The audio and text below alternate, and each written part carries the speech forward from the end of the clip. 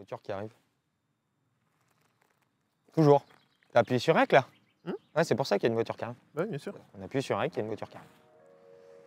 Et voilà. Sans plus attendre, messieurs, dames, une voiture rouge. Ouais, elle est rouge. Salut à tous les amis, bienvenue au Bi-Auto, j'espère que vous allez bien. Bienvenue dans ce délicieux mois de juin gris et pluvieux. Normal, on a récupéré une décapotable. Les amis, sans plus attendre, la Lexus LC500 Cabrio.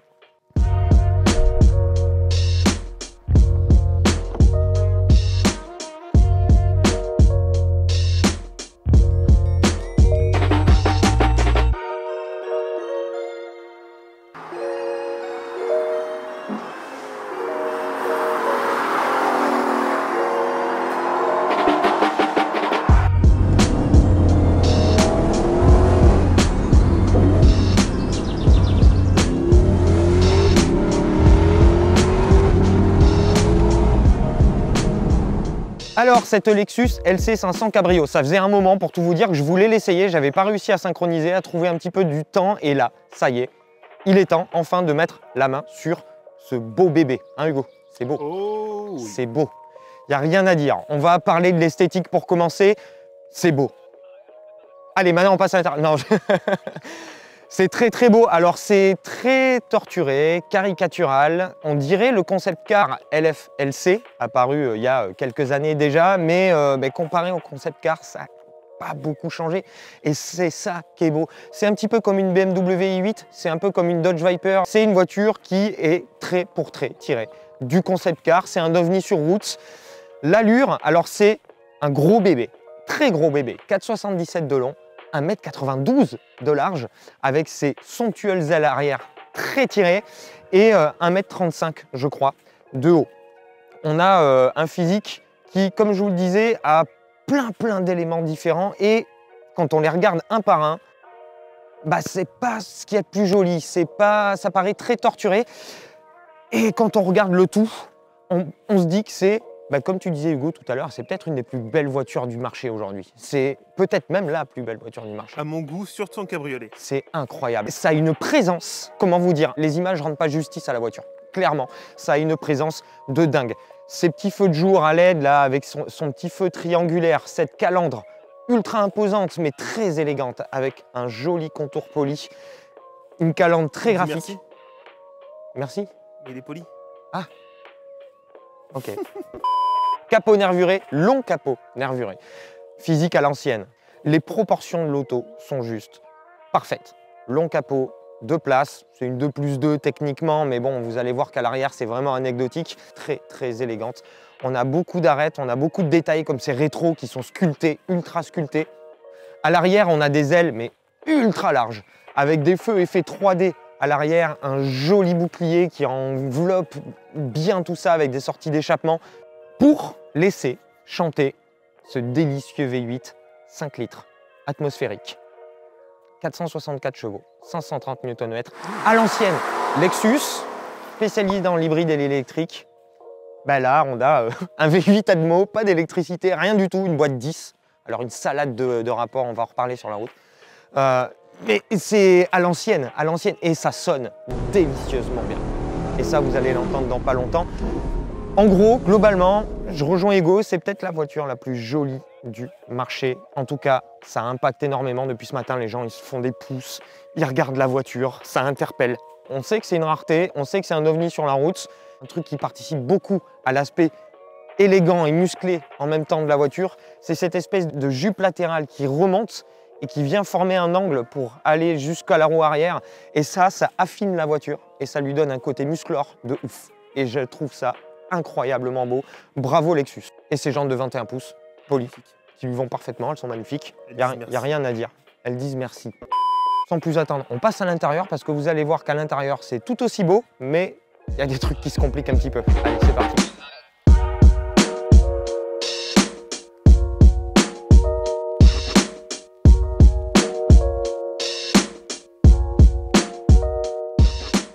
Et voilà, on pénètre dans l'écrin. Parce que là, avec cette sellerie cuir biton avec 2 nuances, ça fait vraiment écrin. Clairement, on arrive dans un habitacle dont on n'a pas l'habitude. Si comme moi, vous n'avez pas forcément l'habitude, et bien vous vous retrouvez dans un truc complètement extraterrestre. Vraiment. On a évidemment un volant, un levier de vitesse, etc. Mais tout le reste, ça bouscule tous les codes de ce que vous connaissez. Vous avez déjà une moquette super épaisse et ça, c'est beau.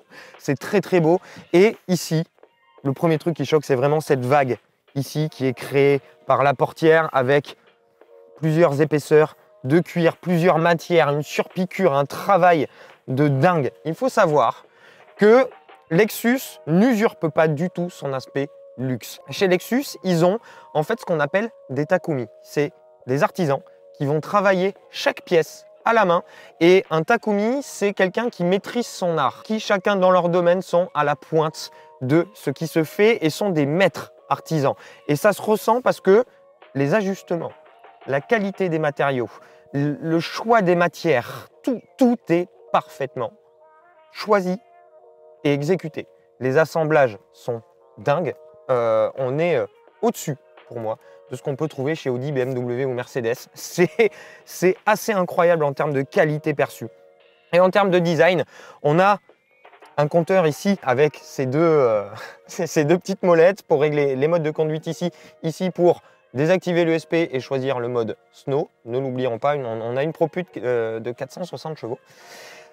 Un très beau cuir qui court sur cette planche de bord. Ici un peu creusé, très creusé, ça fait penser un peu à une Porsche 992 avec cette délicieuse montre, un bel écran. C'est assez fou. Ici, problème ergonomique. On a un rangement là, mais si vous êtes ici, vous ne pouvez pas ouvrir. Il va falloir ramener ici et là. Et d'ailleurs, ça ne tient pas. Et là, vous avez hop, le petit truc, ça fait un peu aéronautique ça, tu vois. Hop, tac, pour la capote et les vitres arrière. On a des sièges qui sont sublimes, qui sont extrêmement confortables et qui offrent un maintien plutôt bon. Un maintien plutôt bon, un bon volant. Là, regardez, je vais mettre le contact. Tout se met à ma position de conduite, le volant, parfaitement. La position de conduite est vraiment incroyable.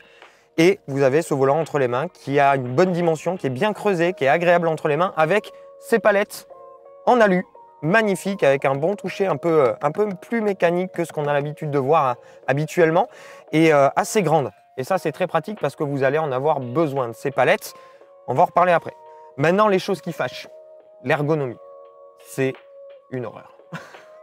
Je suis vraiment désolé, j'ai pas vraiment de mots. Alors ici, les modes de conduite, etc., on s'y fait, c'est pas trop mal. Les commandes au volant sont plutôt bien faites. Vous avez ce compteur qui vient se décaler comme ça c'est juste magnifique. Cool. Ça a apparu dans la LFA, si ma mémoire est bonne, et puis ça a été retranscrit après dans certains coupés, dont le RCF que j'avais essayé il y a quelques années déjà. On a quelques petits rangements, etc., mais l'ergonomie est vraiment ridicule, c'est-à-dire qu'on a un minimum de boutons. Ici, on a les commandes directes pour la clim, etc. Mais si vous voulez les sièges chauffants, eh bien, il va falloir aller dans le menu et avec le pavé tactile qui, heureusement, est assez réactif, il va falloir aller dans climatisation, ensuite avant. Alors, vous choisissez votre clim ici, mais après, il faut aller dans siège, voilà, et mettre soit le siège ventilé, soit le truc comme ça. Et si vous voulez bénéficier du AirScarf, donc la ventilation qui sort des sièges ici quand vous êtes décapoté pour avoir de l'air chaud dans le cou, c'est ici et il faut aller les sélectionner là. Pas de bouton raccourci pour ce type de commande là, pour moi c'est no way. J'ai envie de lui excuser parce qu'elle est vraiment assez exceptionnelle cette voiture dans tous les sens. Mais si vous cherchez de l'ergonomie à tout va, fuyez. Fuyez, c'est une horreur. En dehors de ça, bah, on est vraiment bien, la voiture est hyper bien équipée, head-up display, régulateur de vitesse adaptatif. Malheureusement, il manque un vrai maintien dans la file. Là, c'est juste un aide au maintien. C'est pas un maintien, c'est pas une conduite semi-autonome de niveau 2. On a une boîte 10 rapports, une boîte auto 10 rapports à convertisseur de couple. C'est un régal quand même d'être dans cet habitacle parce que tout ce que vous touchez, tout ce que vous regardez est beau. Et pour la beauté, ça va continuer parce qu'il suffit juste de mettre en route le V8 et on prend la route. Oh. C'est bon, allez, on passe sur la route, c'est parti.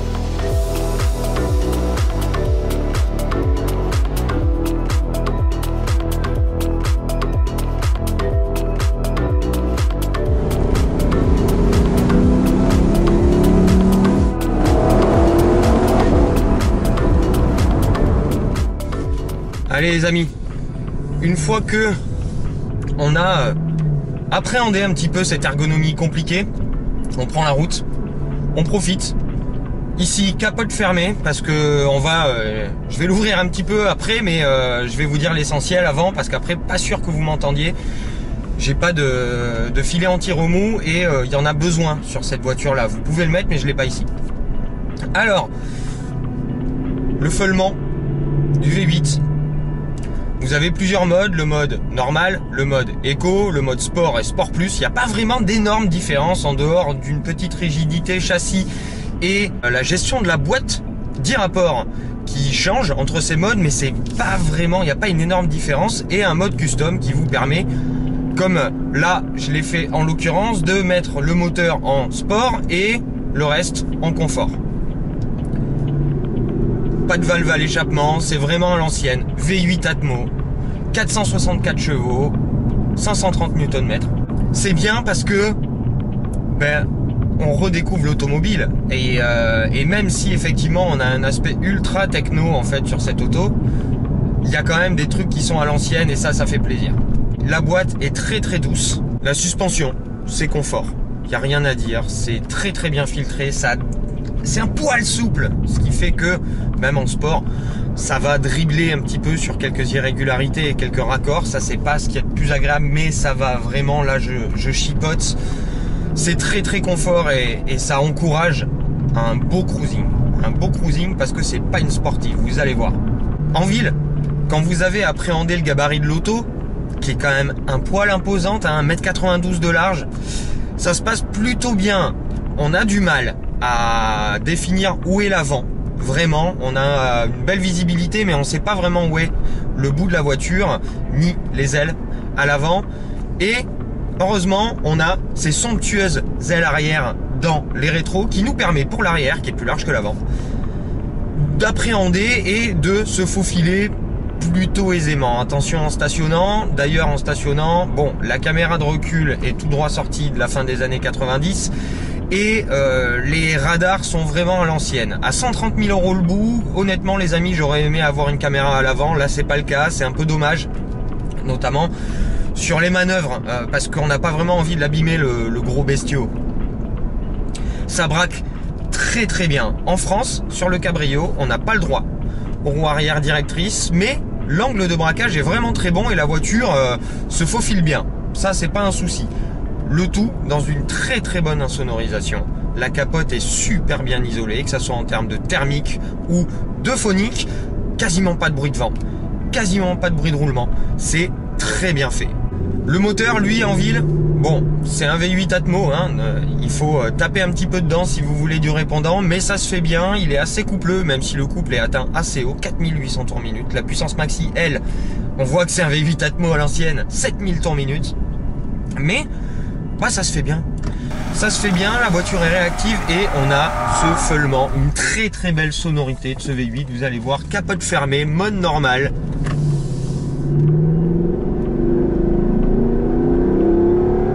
Ça c'était 4500 tours minute. Je déteste normalement ces boîtes d'e-rapport, on a pu le voir avec la Mustang, ça me plaît pas du tout parce que la boîte est plus souvent en train de changer de rapport qu'en train de vous donner de la longe, ce qui est dommage. Là ce V8 Atmo, il est quand même plutôt bien secondé par la boîte, même s'il y a encore, notamment en mode auto, trop de rapport. Ça encourage, comme je vous le disais, un beau cruising, elle est parfaite pour ça, c'est vraiment le cruiser ultime. Et sur les grands axes, toujours capote fermée, tout se passe super bien. La voiture est une avaleuse de kilomètres royale, une vraie belle GT avec le sens de l'occasion. Vous êtes là, dans cet intérieur comme pas deux, clairement, notamment dans cette configuration Python juste incroyable. Et vous avez envie de faire des kilomètres. Vous avez ce sens de l'occasion. Vous avez la chaîne hi-fi Mark Levinson 13 haut-parleurs qui est vraiment très bonne en restitution, quoi qu'elle manque un poil de dynamique. Et ça, c'est mon pinaillage de mélomane. Et vous jouez avec ce compteur qui bouge, repris de la LFA. C'est juste génial en fait. Et vous êtes dans une ambiance vraiment particulière. Et ça, c'est très agréable.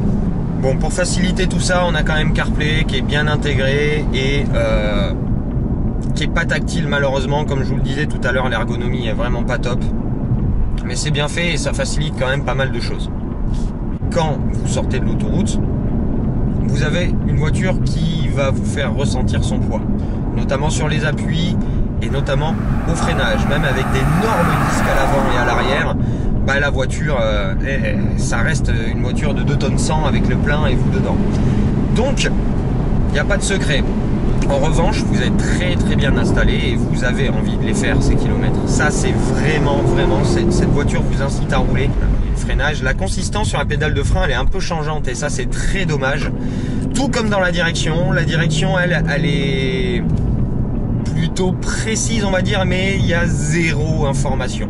Vous savez pas du tout ce qui se passe. Vous avez l'impression que votre train avant est dans une autre dimension, ce qui fait que c'est pas très engageant pour rouler bon train. Voilà, préférez un cruising dynamique plutôt qu'à du sport, parce que une fois que vous allez rentrer un peu fort dans un virage, vous savez pas du tout ce que fait votre train avant, vous savez pas trop ce que fait votre train arrière, et la voiture glisse et la voiture se décale et vous n'êtes pas informé de ça.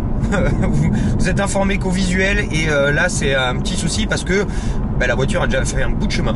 donc voilà, évitez de la conduite ultra dynamique et très sportive avec cette voiture. Elle est faite pour un beau cool rapide et pour rouler décapoté.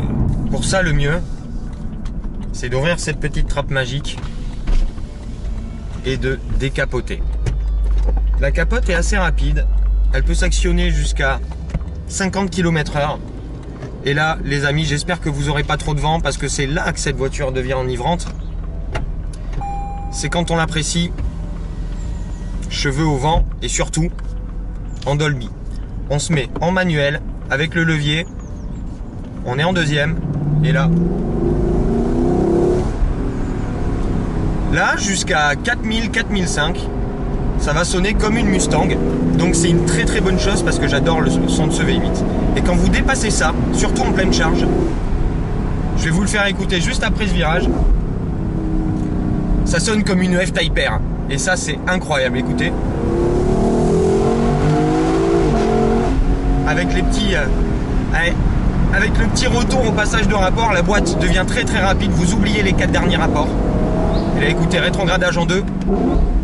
Petit coup de gaz, c'est ultra agréable. Hop, virage serré, et là on reprend.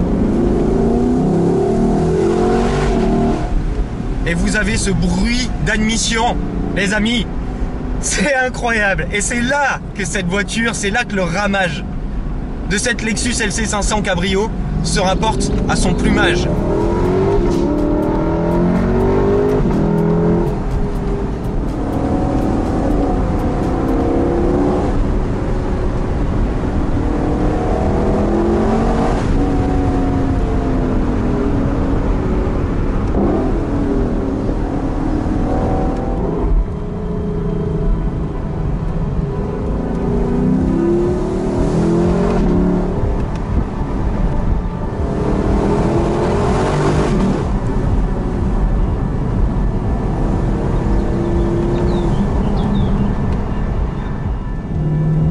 Quand même enrouler avec le follement discret.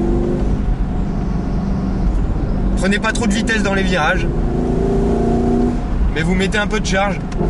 Voilà, le petit coup de gaz au rétrogradage, la boîte est très réactive.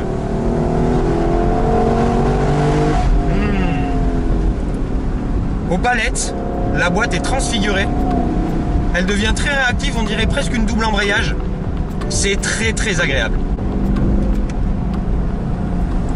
Écoutez. Oh là, ça c'était 6000 tours minute, il en reste 1200. La puissance maxi est à 7000 tours minute, c'est une voiture qu'on conduit à l'ancienne. Il faut aller tirer dans les tours, il faut taper dedans. Et ça c'est bien. Et ça c'est bien. Et elle vous récompense avec un bruit d'admission à partir de 3500, avec un bruit qui déchire les oreilles à partir de 5000. Deux sonorités différentes, très américain en bas et un petit peu plus pointu, un petit peu comme une F-Type R dans les tours. C'est hyper agréable. Là, écoutez, on a un petit muret à côté.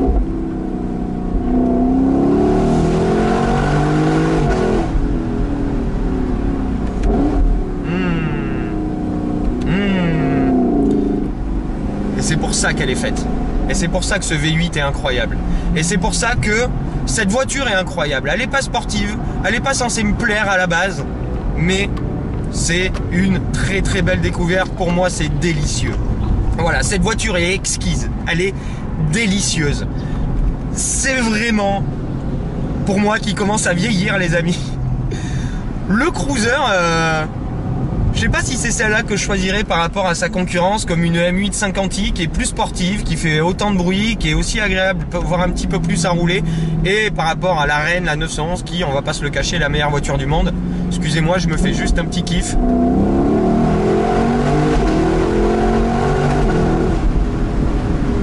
Oh là là là là. C'est juste incroyable. Incroyable.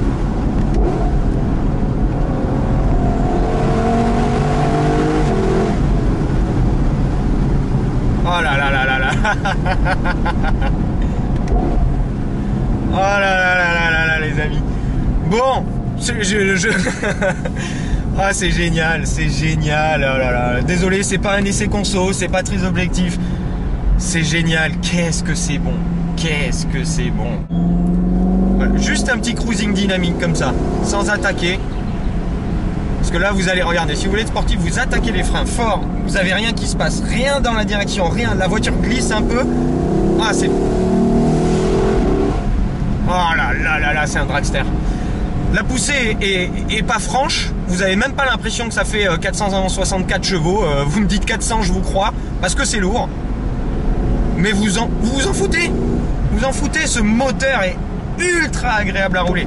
Et la boîte qui me gênait un petit peu en mode tout auto, aucune prétention sportive, bah là pour le coup c'est juste génial.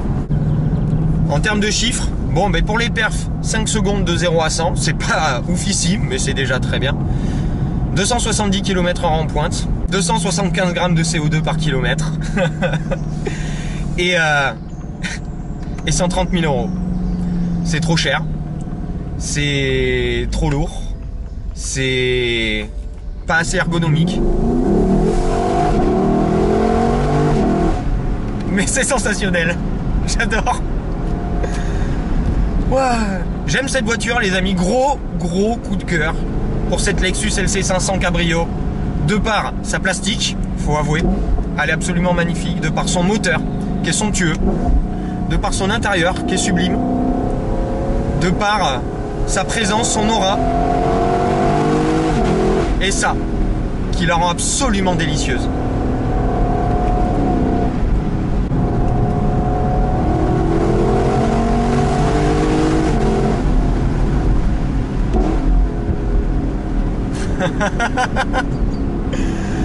Voilà les amis, on va s'arrêter là. Moi je vais profiter de mes derniers instants avec cette voiture que j'ai eu du mal à cerner au début mais qui finalement me plaît énormément. Et vous l'aurez compris, je l'ai adorée et c'est le genre de voiture qui est pleine de défauts mais qu'on adore parce que elle a le sens de l'occasion, elle est vivante, elle vous parle, elle vous fait ressentir des choses et c'est tout ce qu'on aime dans l'automobile aujourd'hui. Voilà les amis, j'espère que vous avez aimé ce petit essai. N'hésitez pas à me dire ce que vous pensez de cette Lexus LC500 Cabrio. Si vous avez aimé tout ça, le petit pouce. Abonnez-vous si ce n'est pas déjà fait. Partagez cette vidéo avec vos amis, ça nous aide à grandir ensemble, à faire grandir la communauté. Et moi je vous retrouve très vite pour de nouvelles aventures. D'ici là, une très bonne continuation les amis et une bonne fin de ce que vous êtes en train de faire. À très bientôt, ciao.